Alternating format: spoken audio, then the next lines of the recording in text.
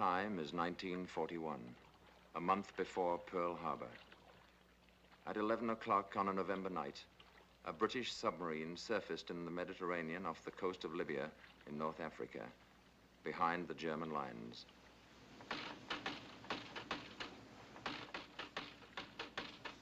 You sure the light carries that far? It should. There they are.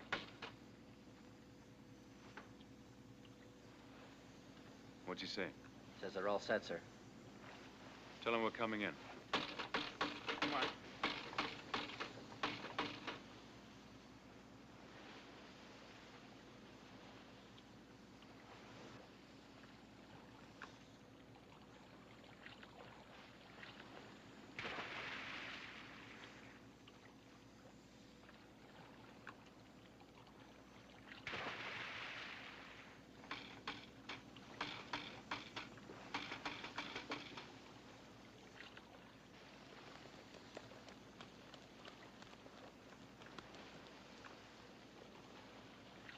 These were British commandos, and the purpose of this carefully plotted raid was the death of one man.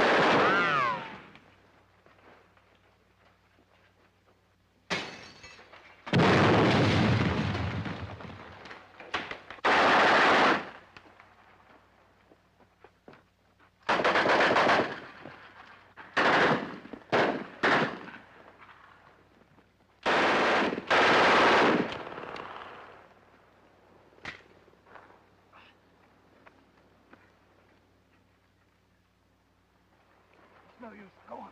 Get out of my arms. No use, I tell you. Get out of here.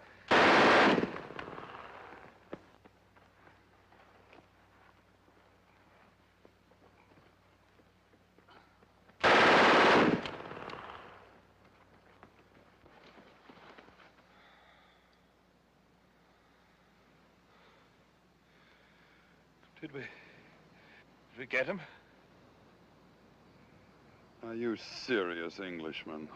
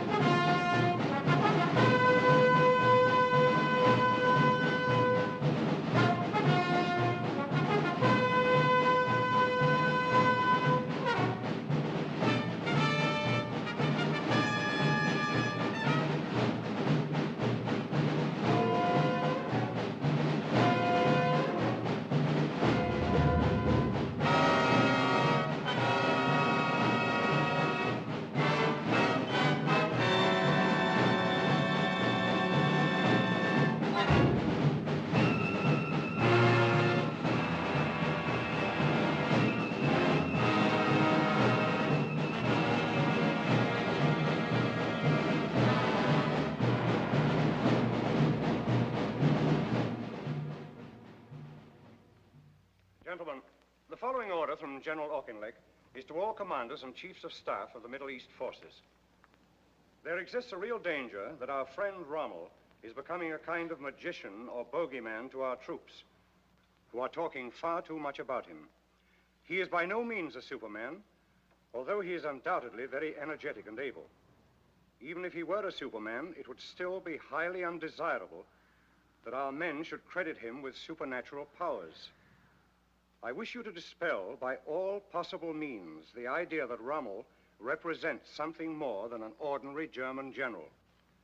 Please ensure that this order is put into immediate effect and impress upon all commanders that from a psychological point of view, it is a matter of the highest importance. Signed, C.J. Auchinleck, General, Commander-in-Chief, MEF. This is the North African desert in June of 1942. And these are British soldiers taken prisoner the night before by units of the German Afrika Korps.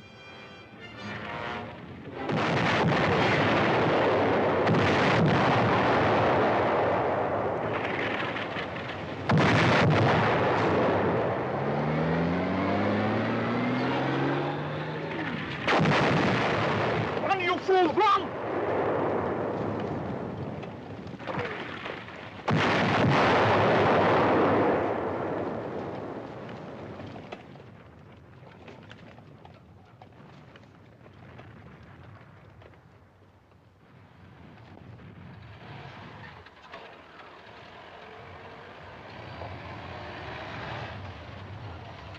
You, come on, get out of there.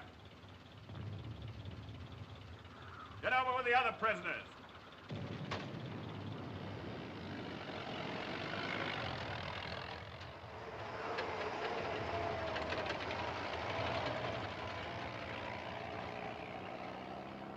Who is the senior officer here?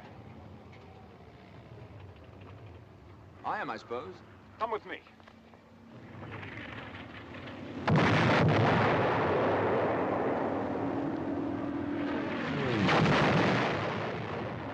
What's your rank? Lieutenant Colonel. All right, Colonel, I want you to go along with these two officers on a flag of truce and tell that battery to stop firing. Tell them they're killing their own men. Sorry, I can't do that. Don't tell me what you can or can't do. I'm giving you an order. Here, tie this on that rifle. Listen, Major, I'm a prisoner of war. You can't give me any such order. You know that as well as I do. I'm not going to argue the point with you. Either you do as I tell you, or we'll soon find a way to make you. Are you going or not? Major! Major! What's the row?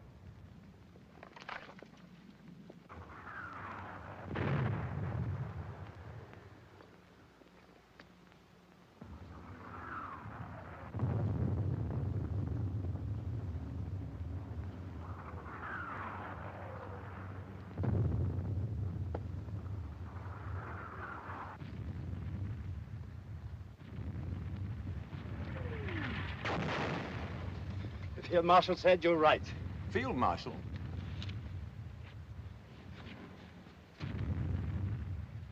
So this, then, was Rommel. Erwin Johannes Eugen Rommel, Commander-in-Chief of the enemy army and the most celebrated German soldier since World War I. Already a legend in the desert, he was a fox who had chased his hunters back and forth across North Africa about as often as they had chased him. And his tricks and turns had made even the Tommies chuckle, which is scarcely the proper reflex to the enemy in time of war. In spite of which, he was still, of course, my enemy. The enemy not only of my country and the army in which I served, but of all life as I knew it. Not only of democracy as free men had fashioned it, but of civilization itself. My name is Desmond Young. At the time of my capture, I was a lieutenant colonel in the Indian Army. This was my first and only sight of the cool, hard, professional soldier whose scrupulous regard for the rules of warfare had been exercised, in this instance, so fortunately for myself. 2 years and 4 months later, while the British and Americans were still fighting their way across Europe, Erwin Rommel was dead. He was dead, the Nazis reported, of wounds gallantly received on the field of honor. But the Nazis were great liars, of course, and many people wondered. For already there were mysterious rumors floating across the battle lines. So, when the war was over and my military life behind me, I gave myself a mission. I set out to discover what actually had happened to him. What was the truth about his death? And on what field of honor had he died? In a modest home in the tiny village of Hurlingen bei Ulm in Württemberg, Germany, I talked long and often with Rommel's son and widow and examined his letters, reports, and other papers. In Germany, I talked to soldiers who had served with him, over him, and under him. In England, with men who had fought against him, from field marshals to desert rats. And in both countries, of course, I went to the official records. Based on these facts, what now follows is the true story of Erwin Rommel. The beginning of the end for this single-minded soldier came at 9:30 on the evening of October the 23rd, 1942, when at El Alamein, 6 miles of British guns... Fire!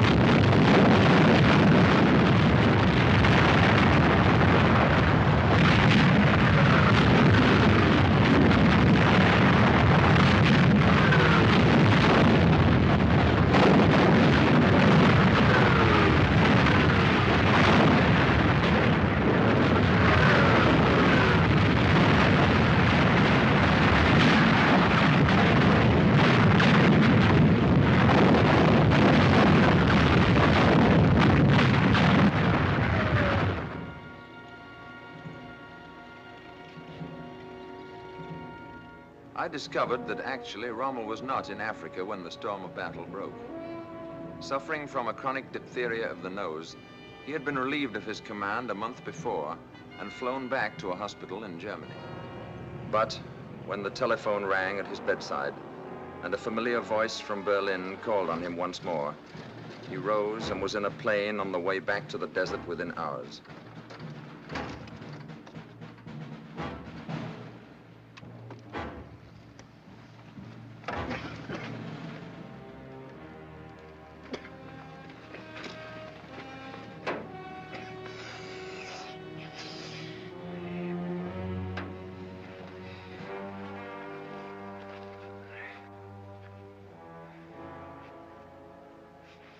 Thank you, Wagner. Still a dandy, I see. Just luck, sir. Good to see Welcome you. back. Good to see you, sir. Shall we take a look at those maps? Over here. Have you been byline? Oh, very well, I suppose. Did you see Frau Rommel? Yes, she came and stayed a week at Semmering, she and Manfred. Well, I hope. How does it look today? Oh, they simply got too much for us. Too much of everything. If they keep this up much longer, I've no idea how we're going to get out of it. Not with the amount of petrol we've got, anyway. Oh, we've got petrol, haven't we? Some, but not enough. You mean it's still on the way? Neither on the way nor any prospect of it. Who told you that? I've talked to Rome 3 times in the past 2 days. There's no petrol on the way, nor any committed to us, as of 10 o'clock last night. Schultz. Aldinger.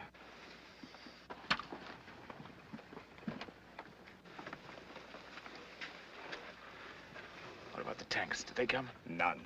None since I left? No, none since August. What about the guns, the Nebelwerfers? Nothing, I tell you. And no petrol at all? Not a pint.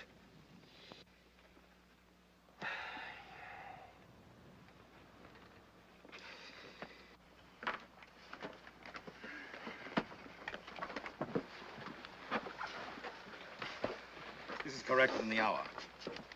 Give me a stool, will you?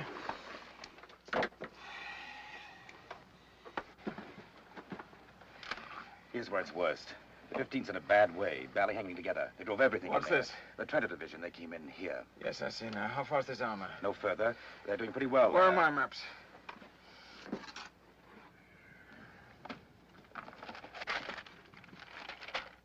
Bring the 21st and Ariete north through here. Move the 90th and Trento forward here. So they'll hook up. That's right. Now tell me this. Is Montgomery sending his infantry in first again? Naturally. And then the armor? That's right. Then let's give him a surprise. Let's send our tanks in first and blow a hole through that infantry.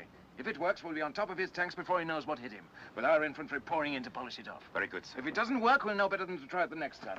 Come on, Aldinger. You're not going up now, are you? Don't you think you ought to turn in for an hour so first? After 3 weeks of being turned in, Where away, sir? let's head north and go in with the 21st.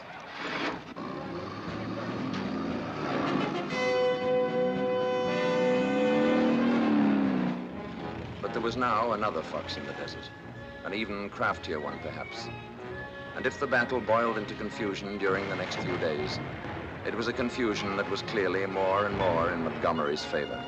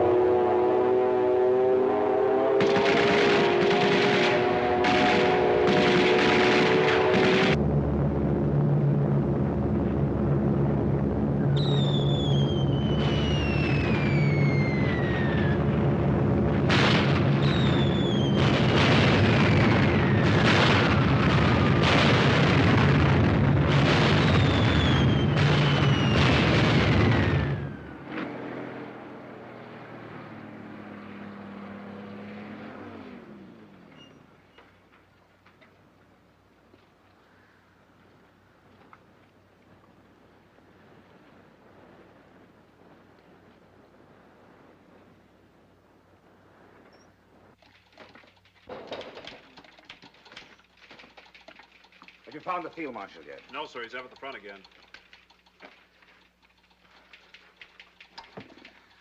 I don't know how the men in the line feel about it, but so far as the staff is concerned, I'd just as soon have a commander-in-chief with a little touch of cowardice about him. Just enough to have him back here at headquarters every now and then. Keep after him, will you?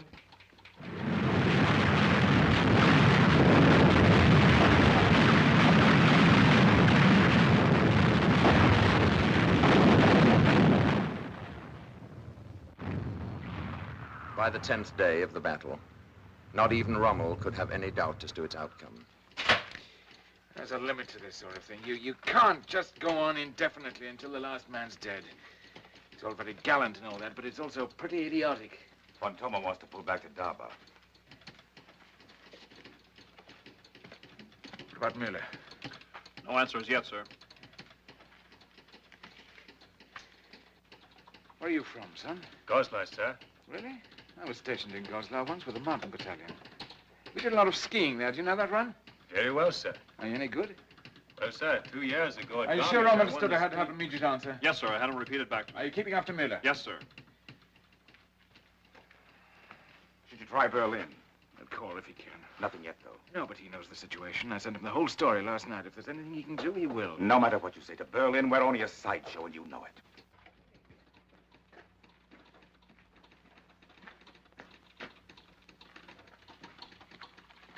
Well, what? Miller's in a bad way. How bad? Very, I'm afraid.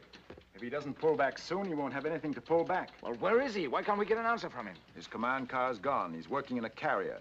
And if he's got more than 40 tanks left, I'd be greatly surprised. How about the Italians? Miller thinks they've had about as much as they can take. Rome calling, sir. Well? Field Marshal Kesselring regrets. Well, that eliminates any further speculation anyway. It's now a simple matter of mathematics. With the petrol we've got left, we have two choices. We can remain here and be destroyed. Or we can pull out tonight and dig in somewhere for the next round. You think we still can? Pull out? Of course. Why not? Montgomery's got no petrol shortage, remember? No, but I don't think it'll be too difficult. Montgomery's a very deliberate fellow. He wouldn't dream of leaping after me the way I'd leap after him. He'd have to think about it a bit first. I don't see what else there is to be done. There's nothing else. Let's have plan C and notify all commanding officers to stand by for important orders. If we can move quickly enough... Berlin calling, sir. Who in Berlin? The Führer.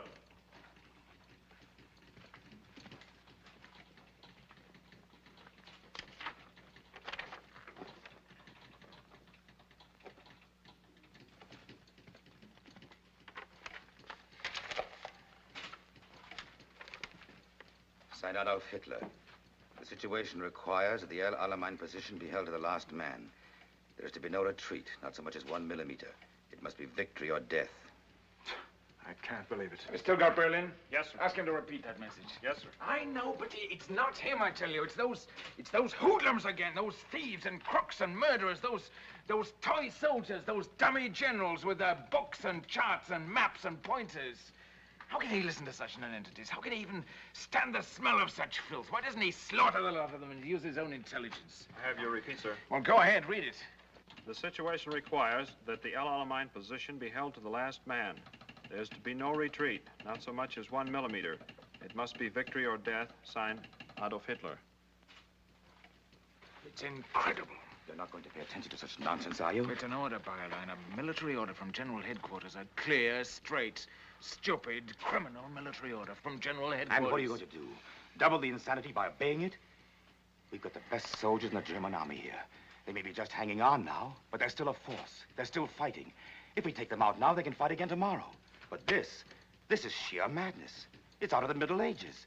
Nobody has said victory or death since people fought with bows and arrows. Why, this is an order to throw away an entire army. If I may remind you, sir, here in the field, these men are yours, not his. I just can't understand it. I can. He's insane. He's not insane. He's... But neither am I.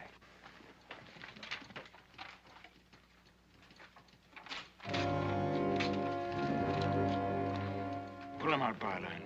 I'll argue with him about it later.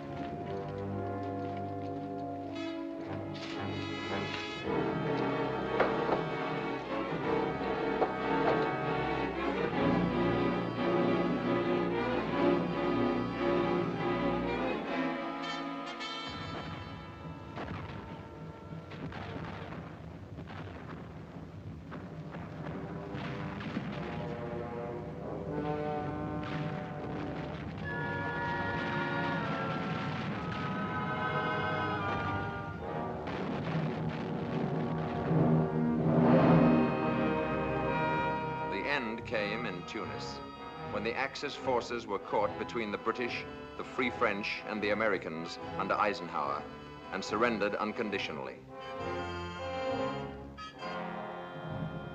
But the Africa Corps went into captivity without its leader. For, a month before the end, Rommel had again fallen ill and been invalided back to the hospital in Germany.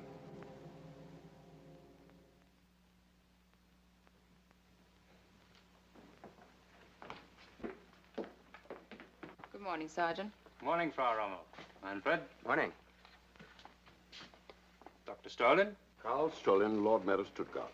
Dr. Strollin is an old friend of the Field Marshal's. I understand you'll find him much better this morning. All he needed was a little rest.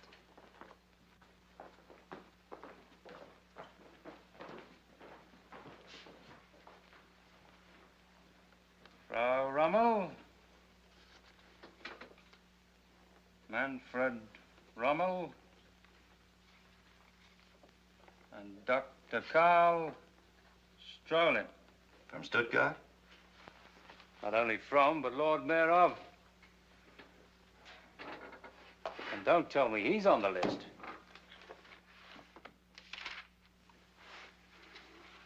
Dr. Karl Strolin, Lord Mayor of Stuttgart. She says he's an old friend of the Field Marshal. Nevertheless, there he is. To be kept under the closest observation whenever discovered beyond the precincts of Stuttgart. Not that it could really be described as an argument. It's impossible to have an argument with him in the sense that you and I could have an argument. He raves, he screams, he goes into such hysterics that it's like trying to make sense with a panic-stricken woman. He called him a coward. Did he really use that word to you? Not once, but several times. In Russia, he said, officers like me had been put against the wall and shot. Nor must I think it couldn't happen to me, too. And that was his thanks. That was his gratitude for all that Erwin has done for him. On the other hand, you mustn't hold people too accountable for everything they say when they're emotionally upset. The war's not going well, and he's naturally worried. But I'm afraid it'll be a long time before I forget what he did to the Africa Corps. What was that? When the end was near, and I asked him to get them out, he said he had no further interest or concern in the Africa Corps. And that was their thanks. Rommel, I should like to ask you a question. Of course, you don't care to answer it, I quite understand, but with your permission, I should like to ask it nevertheless. What is it? Do you really believe that we can win?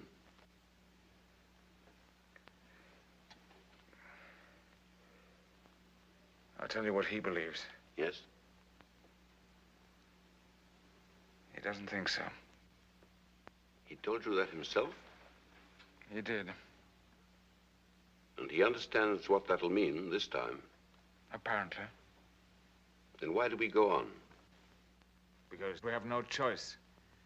Because no country we're fighting, England, America, or Russia, will make peace with him. He admitted that. And it's the truth, of course. In other words, while he remains as leader of Germany, we must fight on until we're destroyed. Victory or death, as ever. So I take it that he didn't mention the obvious solution to the situation. What do you mean? Abdication. No, my dear Strolin.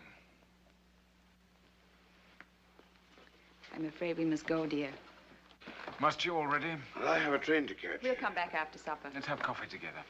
Goodbye, Strolin. It was good to see you again after all these years. We won't let it be so long next time.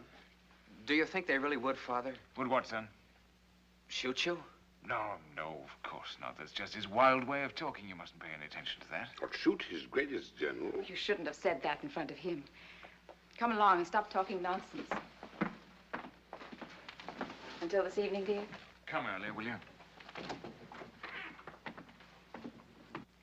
He's a good-looking boy, isn't he? A very nice boy, too.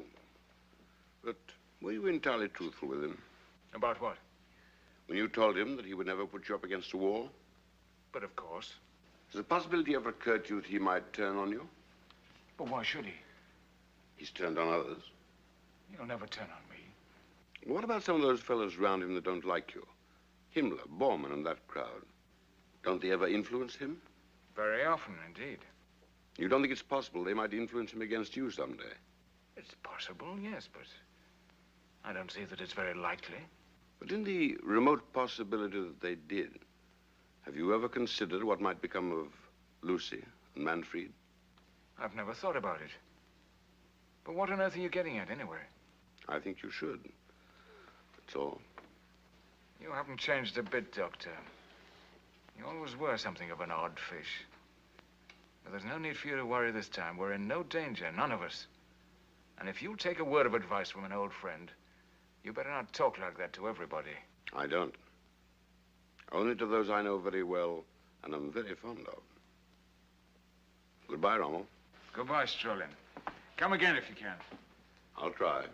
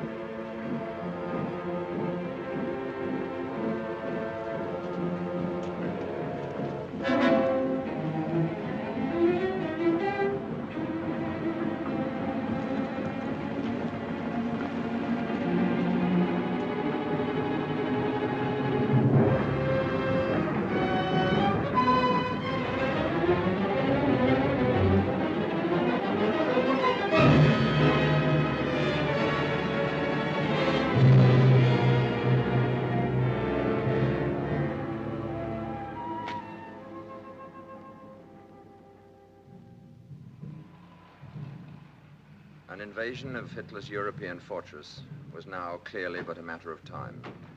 And in November of 1943, Rommel made a tour of inspection of the Atlantic defenses, preparatory to taking command of the Nazi forces that were gathering to resist the assault.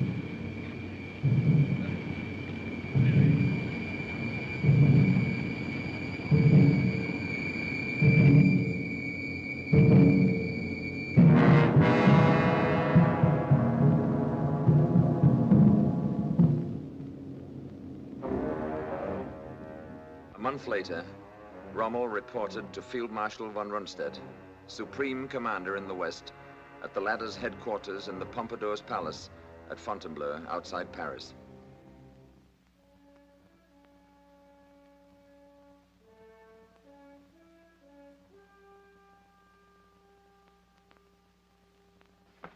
Field Marshal von Rundstedt, gentlemen.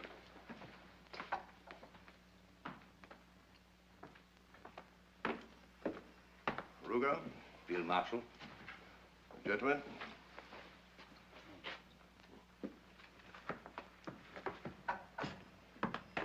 Good to see you, Rommel. Field Marshal. Well, now that you have had an opportunity to examine it closely, what do you think about Atlantic Wall? I'm afraid I haven't quite completed my report yet, but... Then we'll discuss it later, whenever you're ready. I don't imagine the mighty Eisenhower will be on us for another day or so anyway. Wasn't too much a tax on your strength, I hope? Not in the least. I'm entirely recovered now, thank you. I'm delighted. You're being well taken care of, gentlemen? Yes, indeed, sir. Bow, will you be so good as to divert our friends while Field Marshal Rommel and I have a few moments of private meditation? Yes, sir.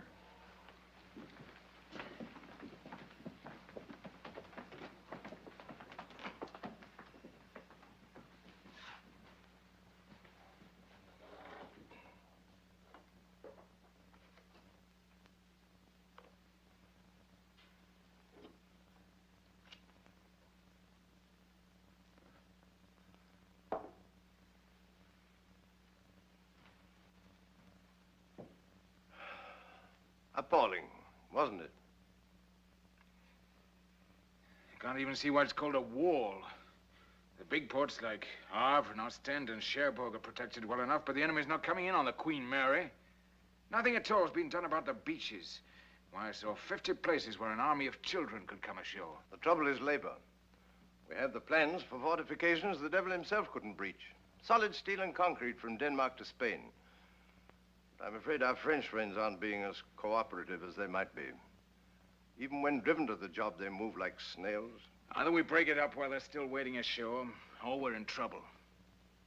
Is that the way you'd meet it? Stop them on the beaches. Crowd the water with mines and traps and tricks and hit them while they're busy trying to keep themselves from drowning. Here. Down here. And here. I don't agree with you. But the difference of opinion will probably remain academic. As it happens, neither you nor I will determine the tactics in this operation. Not above the regimental level, anyway. You mean Berlin? I mean the Bohemian corporal himself is assuming sole and total command of this operation. You and I will function simply as instruments of his astrological inspirations. And in case you're afflicted with an understandable skepticism, this is official. But that's an utterly impossible situation. Then you should by all means explain that to him. You've made no protest yourself? After you've interfered a dozen times or so with a man's rather enthusiastic determination to cut his own throat, there comes a moment when you're inclined to stand back and view the whole matter with a certain detachment.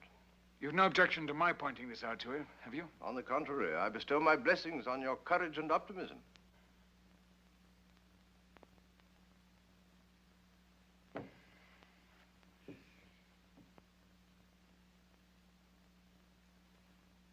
I'm told you once referred to me as a clown.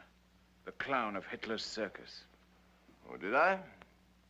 If so, I think you should know I've been a great deal more explicit about you, many times. Well, that's quite all right, Field Marshal. I find it almost impossible to keep my mind on anything harsh said about me. Did you say it? Whoever said it, you've given him ample reason to regret such a foolish remark. Thank you, Field Marshal. Not at all. Is there anything else? I don't believe so at the moment. One suggestion, perhaps, in view of our cordiality. If I were you, I wouldn't be altogether unguarded about what I had to say about this new strategic arrangement. I think you should know that from now on, you'll be under more or less constant observation here. From Berlin? Well, friends of the management, I believe. Have you any information as to why I should be singled out for such attention? Oh, but you're not. We all are. Apparently you didn't have it in Africa. But here on the continent, it's an honor that goes with staff rank. You too? My dear fellow, I'm the commander-in-chief.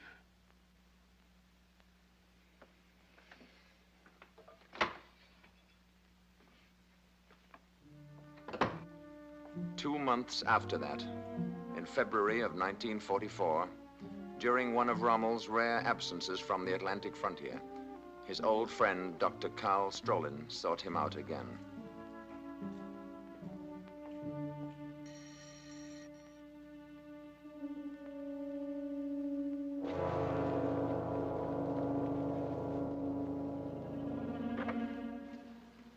Good afternoon, sir. Good afternoon.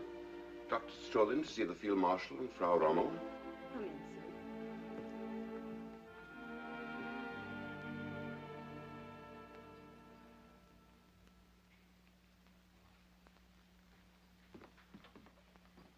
Eisenhower won't try it until spring, of course.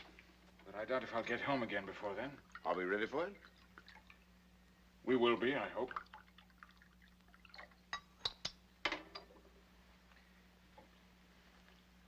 your very good health, Doctor. To yours, my dear Rommel. How do you know this room isn't wired? Wired? Why should it be wired? Does our friend Himmler have to have a reason for wiring a room? No, I don't suppose he does. But I don't think you have to worry about this one. Why?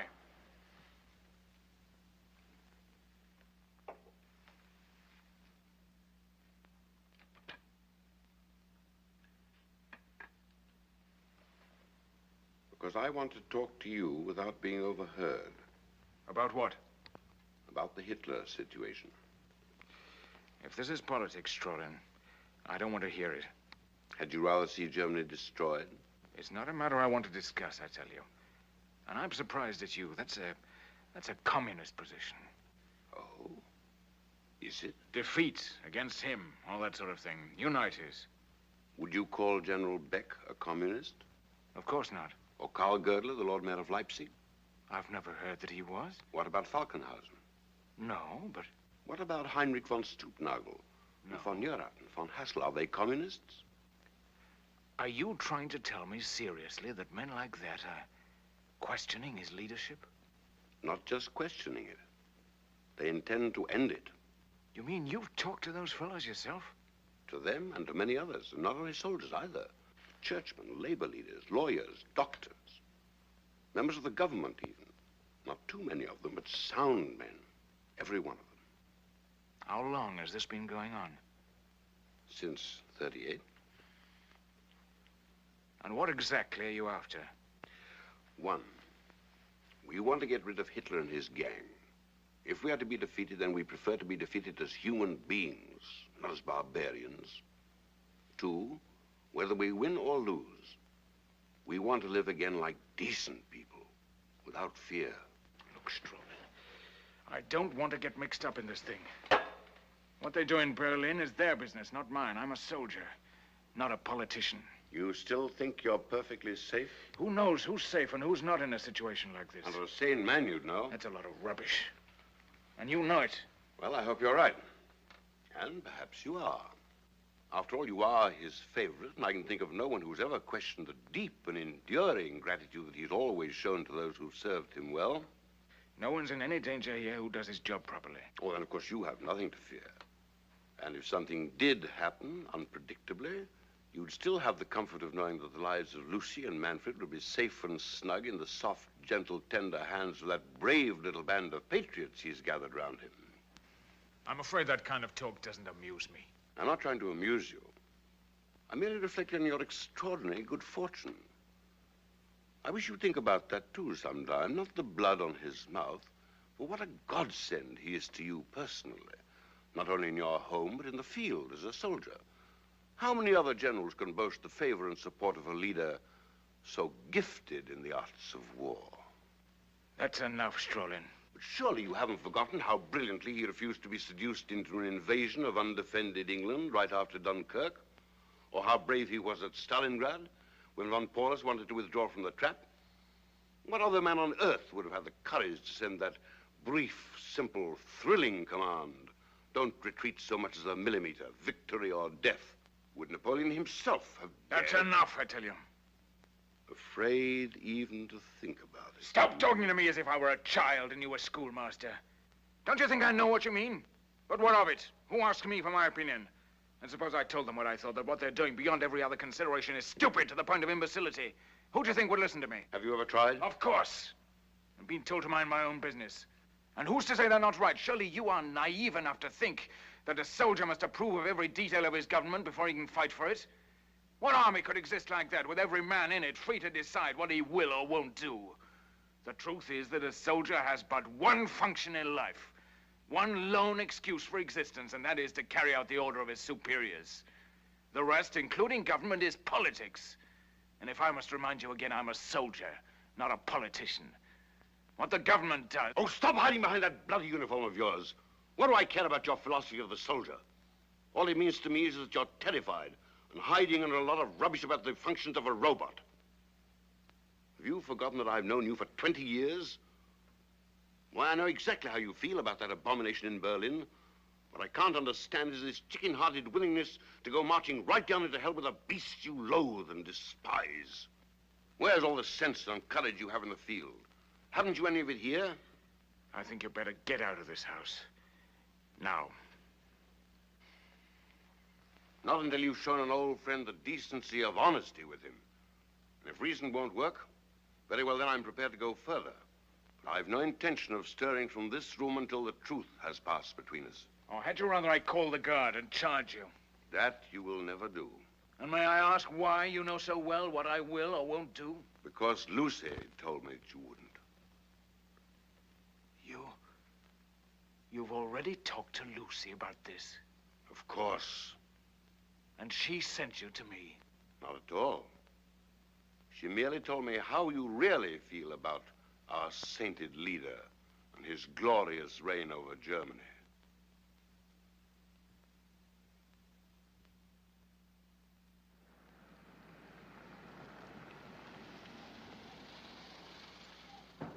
Father! Father, the car's here! We saw it. Will you please not shout? I've told you that a dozen times. He's just excited. I know, but I'm tired of telling you. He's all right. He's still only a boy, remember, in spite of that uniform. Of course. Take care of yourself, dear. You're not cross with me, are you? For what?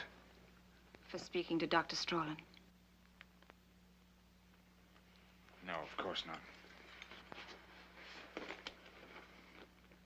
Is he right? I don't know. I can't make up my mind. But that's a dreadful thing he proposes. A great, tremendous, dreadful thing. I don't know that I can go along that far with him. Then you shouldn't, if you don't think he's right. I didn't say he wasn't right, but even so, is that the only way to handle it? Treason. For that's what it comes down to, no matter how right you think you are.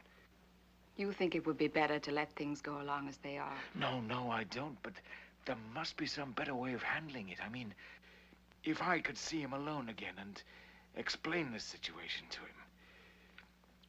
Can you tell me how a man can fight a war under such conditions? Isn't it enough that we're facing an invasion without... No, never mind now. You don't have to decide this minute. It'll come to you when it's time. What do you think, really? I can't tell you, dear. I don't know. But never mind now. When the time comes, something will tell you. You better go along now. You're late already. Write to me every day, will you? I will. This is just a little something for the journey. Thank you, darling. Goodbye, sweetheart. And don't worry about me. I'll try not to.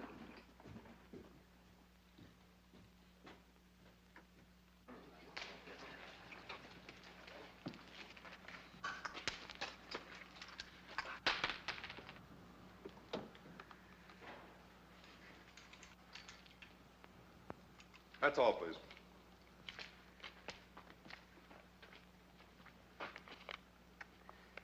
Goodbye, son.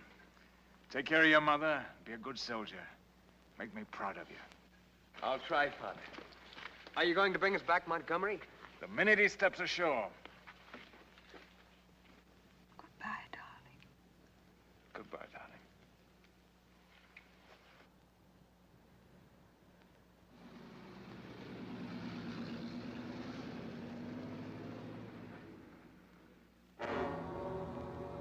And then, finally, after 4 long years of preparation, it came.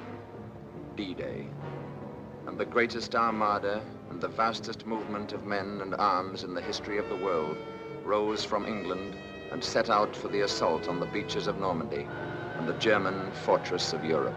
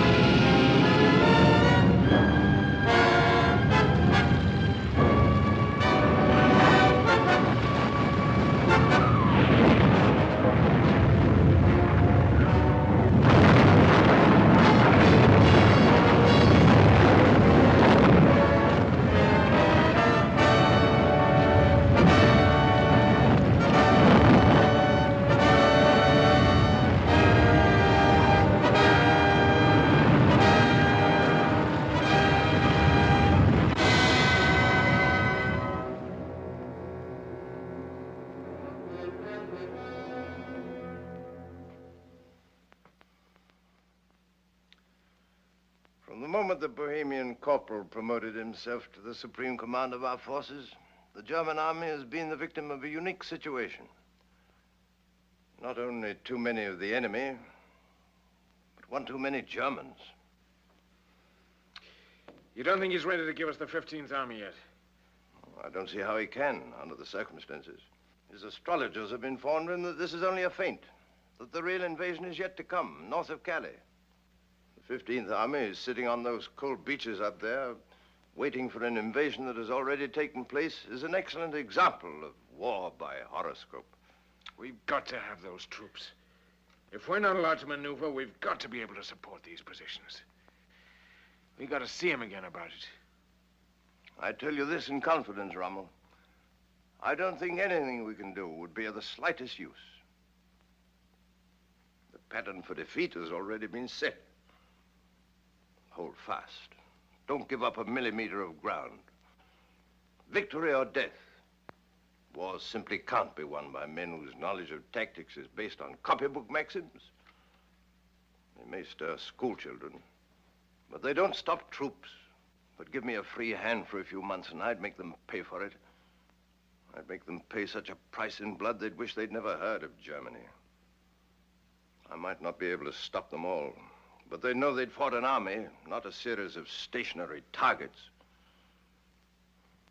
But you'll never let us, of course. You know how firm corporals are.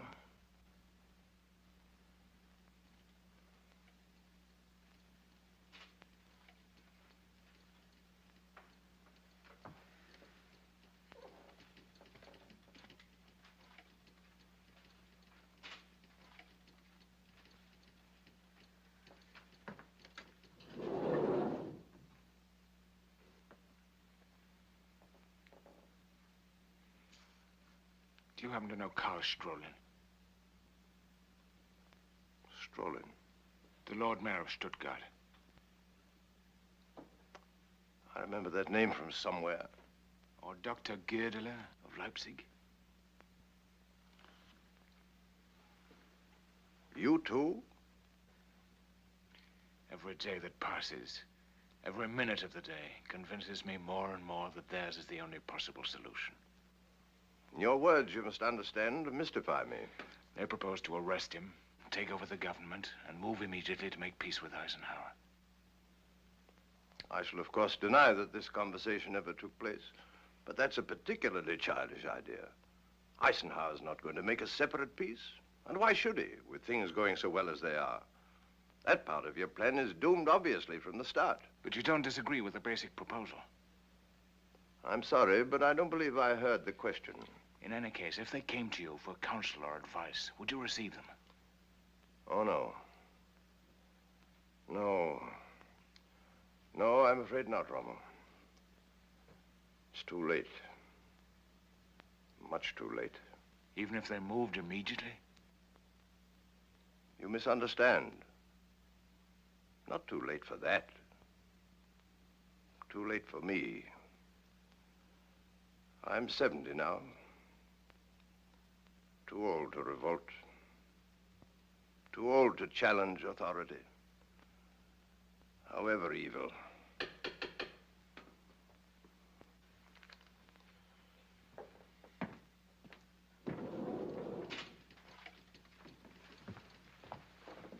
Berlin calling, sir. Marshal Keitel.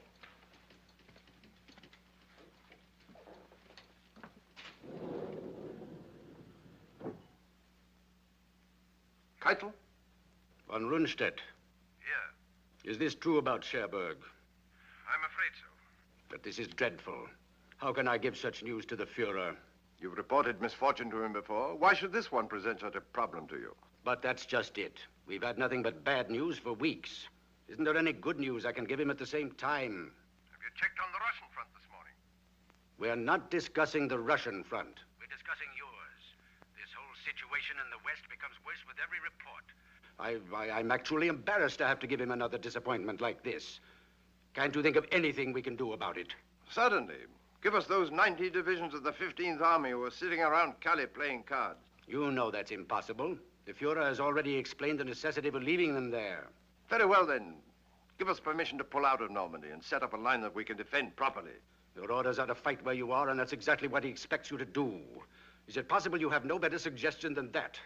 One very much better, in fact. Make peace, you idiot.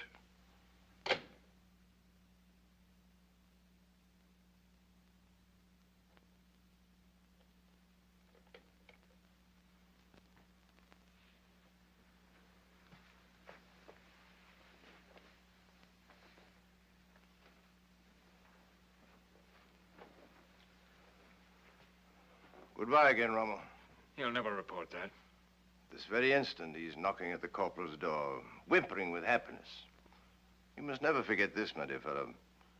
Victory has 100 fathers. Defeat is an orphan. Within 24 hours, you'll be named my successor. And I extend to you my deepest sympathy. That's nonsense. He'll never let you go.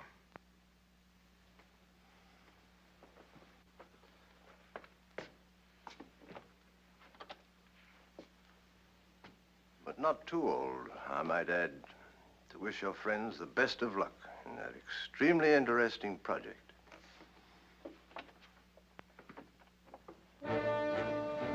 Meanwhile, with their beachheads irretrievably secured, Allied tanks and men had fanned out across France and begun their race for the Rhine.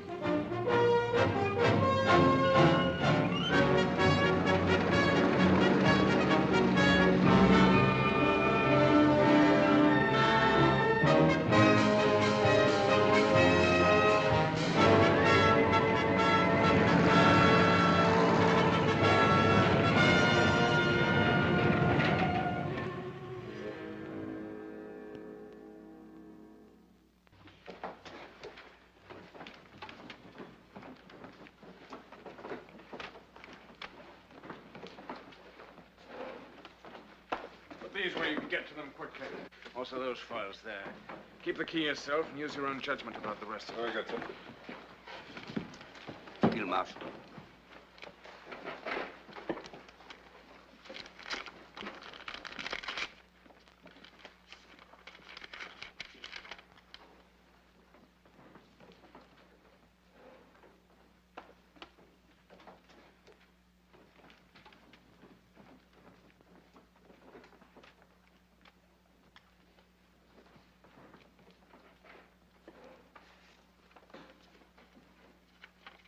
Where is he? In the small room. Holding her? Yes, sir.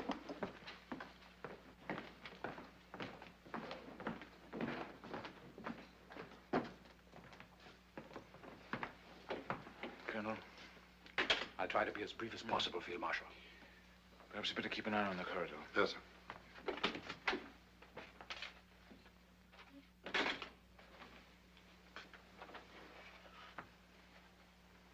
Well?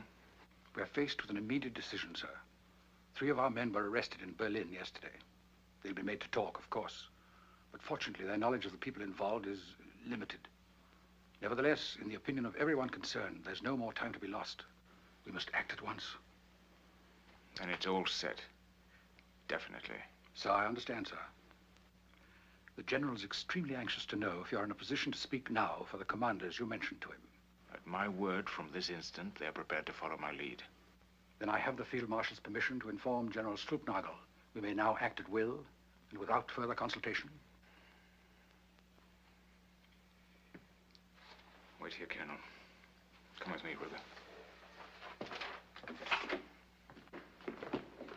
Clear this room, all. Yes, sir.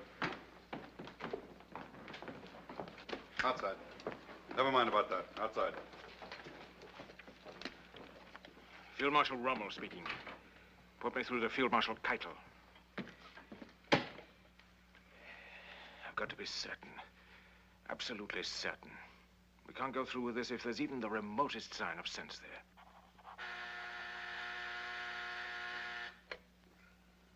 Keitel. Rommel? Now listen very carefully, Keitel. I've got to see the Führer at once, somewhere in France. I can't explain on the telephone, but you must make him understand that it's a matter of the greatest urgency. I suggest tomorrow morning. On June 17th, they met in Hitler's underground stronghold at Magival, near Soissons. This is an extremely difficult duty, my Führer. But circumstances leave me with no choice. We've reached a crisis on this front that calls for a decision on the very highest level. But you've said that. You've said that before. And every time I talk to you, we're facing another crisis. When the enemy has overwhelming superiority on land, at sea, and in the air, and continues to grow stronger with every hour, while we grow weaker at the same rate, that to me is a crisis by any standards that I understand. A crisis that should be examined promptly and realistically. That's you. That's you, like always. When everything's going well, you're willing enough. But at the first sign of a difficulty, you become a defeatist, complete defeatist. Are you perhaps interested why you didn't succeed von Rundstedt? This is why! But maybe I'd been better if I had replaced you altogether. Have you perhaps a little confidence in me? More, it would seem, than the Fuhrer has in me. May I continue? And what my V bombs are doing to London, has no one told you? No one? Yes, sir. But why not to the beachheads? Because that's not their purpose. They have not that accuracy. They need a whole city for a target, and they cannot miss. Then why not the embarkation ports? Plymouth, Southampton, Portsmouth. No! That's exactly what I mean when I say you're no good at thinking above the battlefield. The British don't care for those villages. It's their London that they love. They don't want to see it destroyed the way I'm going to destroy it. In 2 more weeks, remember my words, they'll be screaming for surrender. Just wait, you'll see. To continue, sir. The struggle is over on this front. Within these 2 weeks that you mentioned, you must be prepared to see the enemy break through our lines and push out into the interior of France. Militarily, the end is already in sight. We have nothing more to throw in. What is it you're proposing? That we surrender? I give you the facts, sir. I only ask that you draw the proper conclusions. Proper to whom? To you! I suggest to you, Rommel, that you confine your genius to fighting and leave the conduct of the war to those who are responsible for it. My apologies, sir. Now, if the Fuhrer will honor me with his advice. That V weapon, for your information, happens to be only the first in a whole series of weapons that will completely revolutionize all warfare.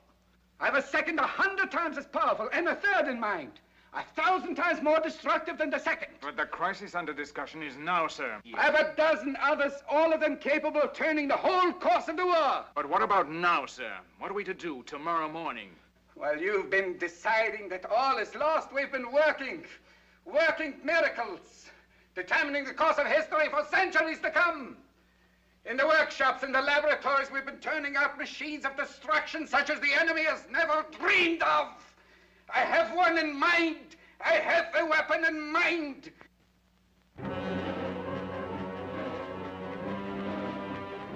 Now definitely committed to the plot to assassinate his Fuhrer, Rommel was still trying to whip fight into his crumbling front, when on June the 17th, on a country road near a village with the ominous name of Montgomery,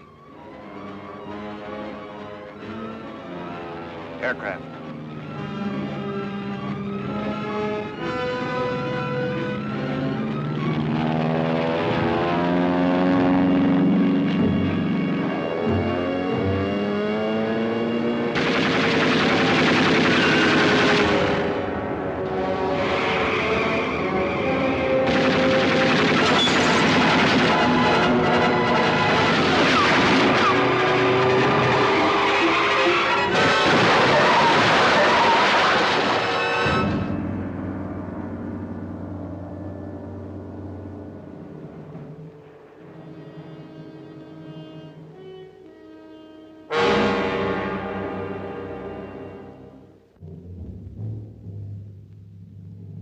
Later, on July the 20th, while Rommel still lay unconscious in a hospital in France, Adolf Hitler and his staff gathered for their fateful conference in a fortified barracks at his headquarters in East Prussia.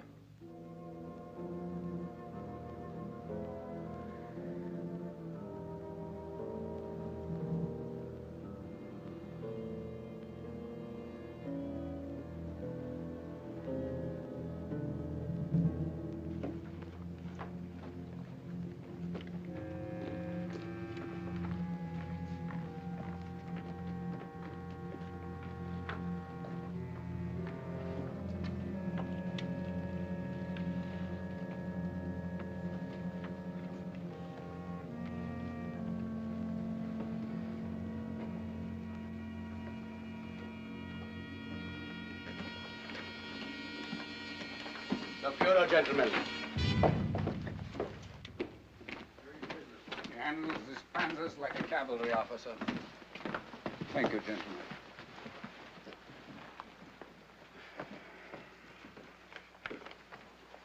My Fuhrer.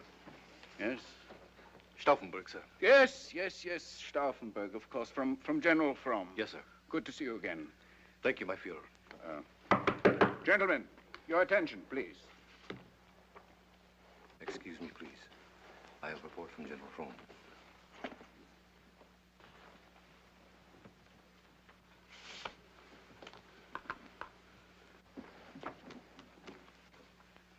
Where's Scaring? On his way now, sir. Hmm? Well, when you're fat, you don't move so fast. Huh?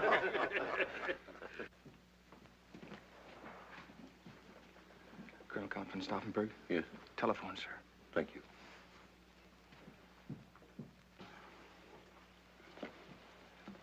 Excuse me.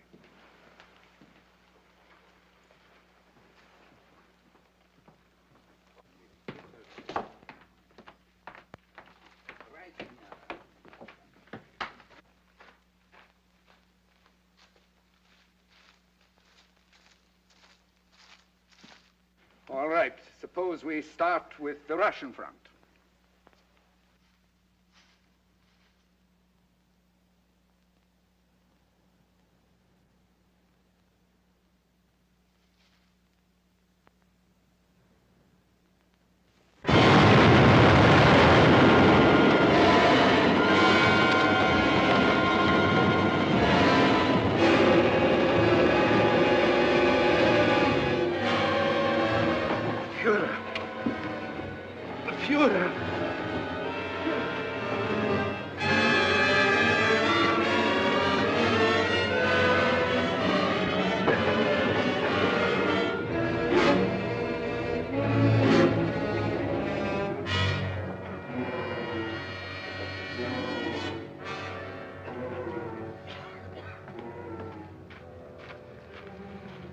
Are you all right, my Fuhrer?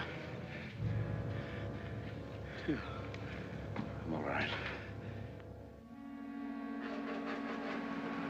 For that failure, 5,000 suspects paid with their lives during the few days that Hitler spent in hospital.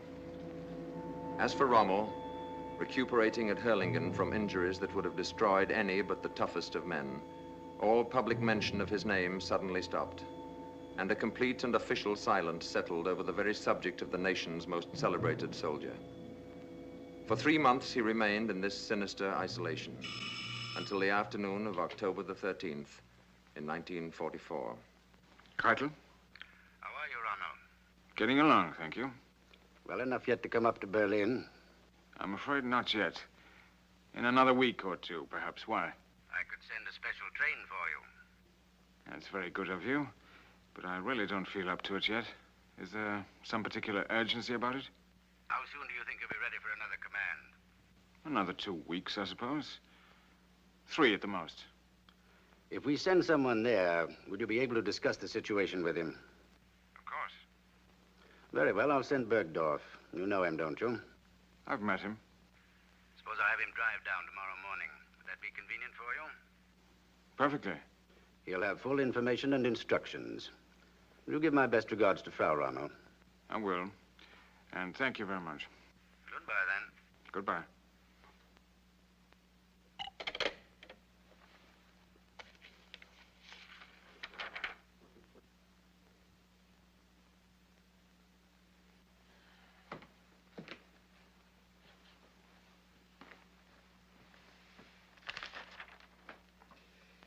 Keitel.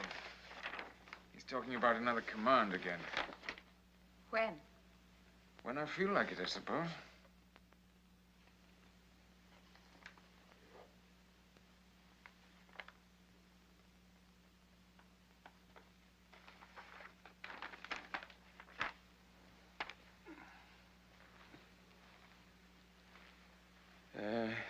He sent his best regards to you.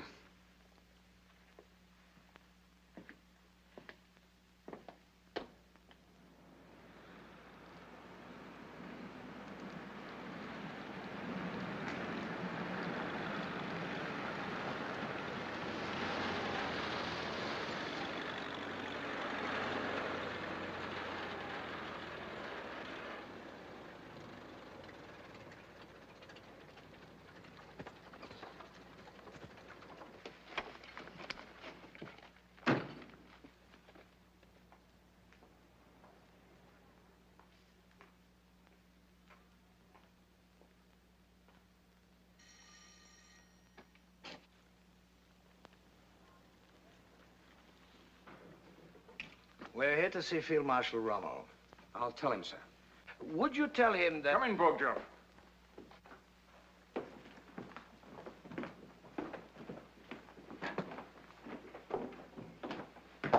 Field Marshal? It's good to see you again. And you, General. I don't believe you've met my wife, have you? I haven't had the pleasure, sir. My dear, will you allow me to present General Burgdorf and General... Meisel, sir. General Meisel. This is my son Manfred and Captain Altinger. I hope you're not too tired from your journey. Not at all. Thank you, Frau Rommel. Have you time for luncheon and a glass of wine first? Thank you very much, sir, but we're due back in Berlin as quickly as we can make it. Very well, then. If you'll excuse us, dear. This way, gentlemen. Our apologies, Frau Of Rommel. course. But I'm terribly disappointed. Another time, perhaps. I hope so.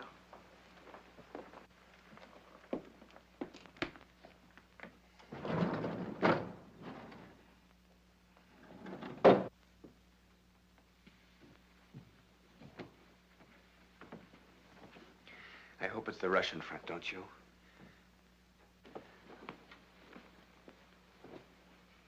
Make yourselves comfortable. Smoke if you wish. I'm not like Montgomery. Smoke doesn't make me unhappy.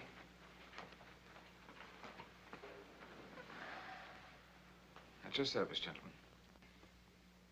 We come directly from the Fuhrer, Field Marshal. Yes? And what we have to say to you comes directly from his lips. Yes? Our instructions are to tell you first of his deep appreciation of your many heroic services to the state. Go on. And his regrets over your unfortunate accident. I was sure his silence since then meant only that there were more important matters on his mind. It's a pity that after such a record... If you'll forgive me, General, may we skip your reflections for the moment and get to the message you have for me? Of course, sir.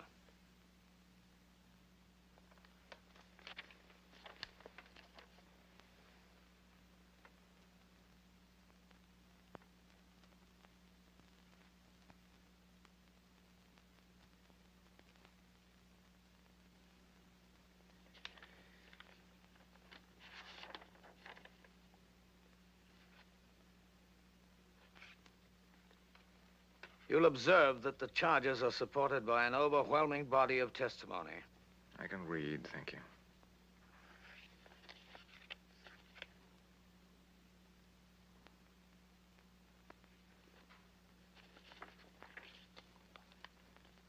You've been uncommonly fortunate, I see, in deathbed confessions. It's all perfectly legal, I assure you, sir.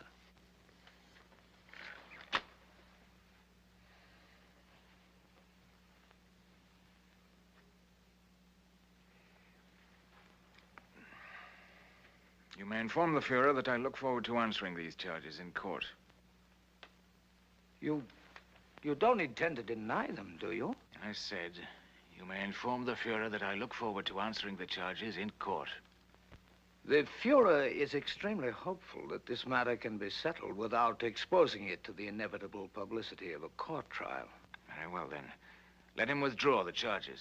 His view is that nothing but harm for everyone could come from a trial. My orders are to remind you in the strongest terms possible of the damage that testimony like this could do to your name and reputation. But what does he expect me to do? Plead guilty? To you? Well, naturally, not that, of course. I know what he wants. He wants me to keep my mouth shut. He doesn't want me to speak out and tell what happened where it can be heard. Well, you may tell him for me that that's very thoughtful of him, but that I'm quite capable of taking care of my own name and reputation in my own way, which will be in a proper court of law. But to what end, sir? The verdict is already indicated. He told you to tell me that, too? The evidence is there. What defense is possible?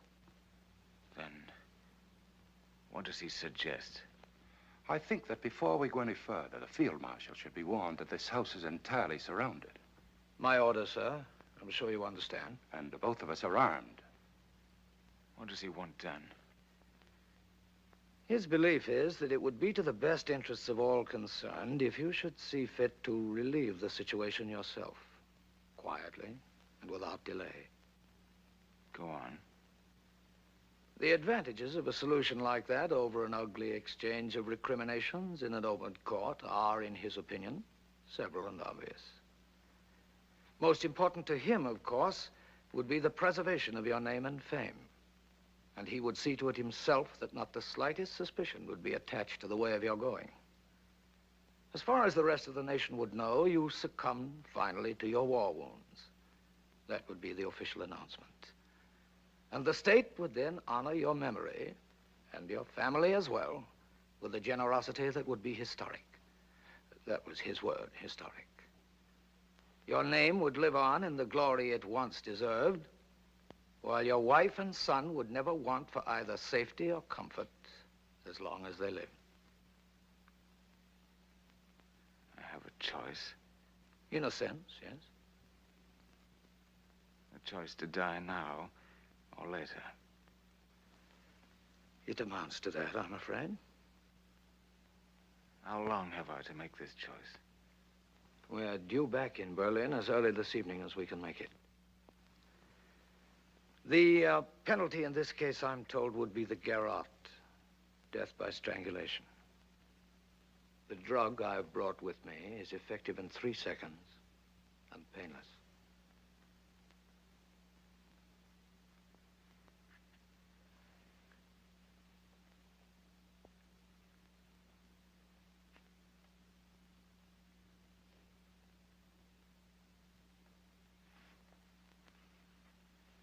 Tell him for me that in spite of the disadvantages you've been kind enough to point out, I'll take the trial.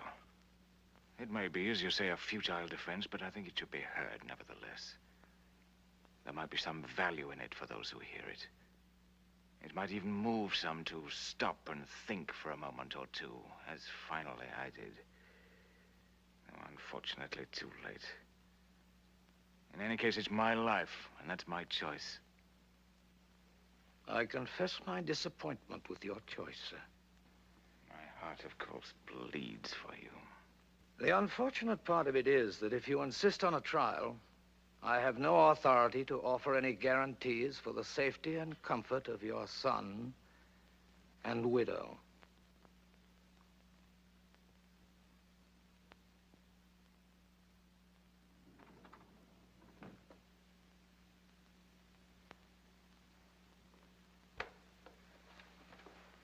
They're coming out now.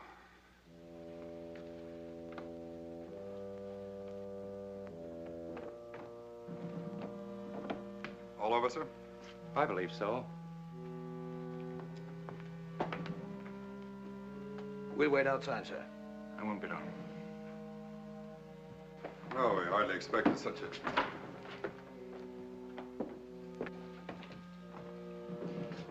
Over already? Wait there, please. I'll be down in a few moments.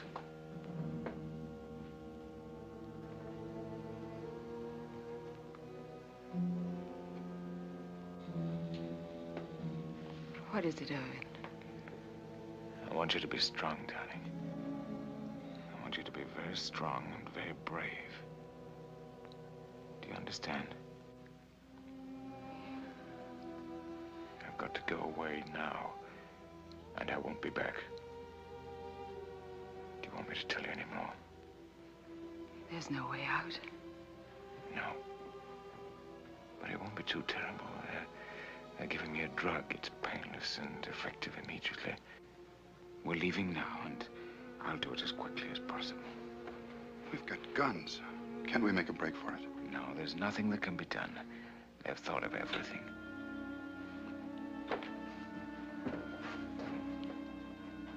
Well, at least we could get them. There's nothing to be done, I tell you. I've got to do exactly as they say. Yes.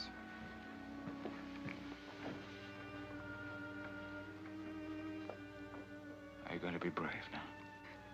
I don't know. You and Manfred will be all right. They've assured me of that. And nobody's to know about this but us. Are you sure there's no other way? No other, darling. Have you told Manfred yet? I'll tell him when I go down. No. Let me tell him. I can tell him so much better.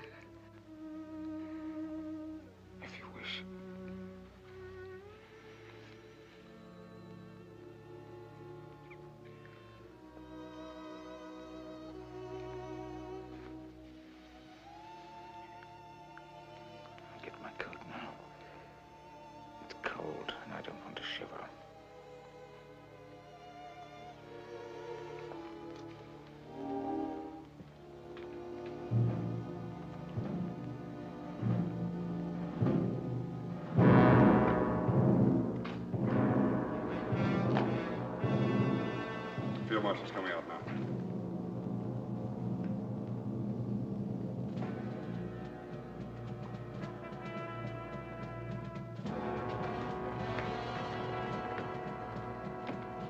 You going now? Why not? But are you well enough? Of course. I've just been taking it easy on you with your mother. Is it Russia?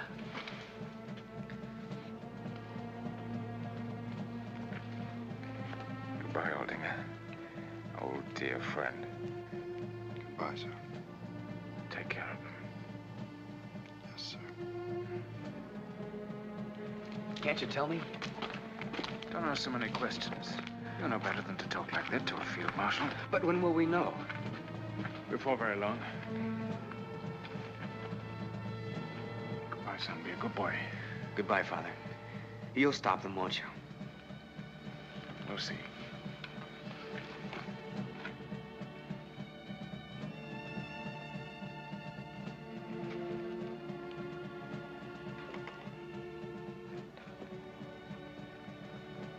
Goodbye, dear.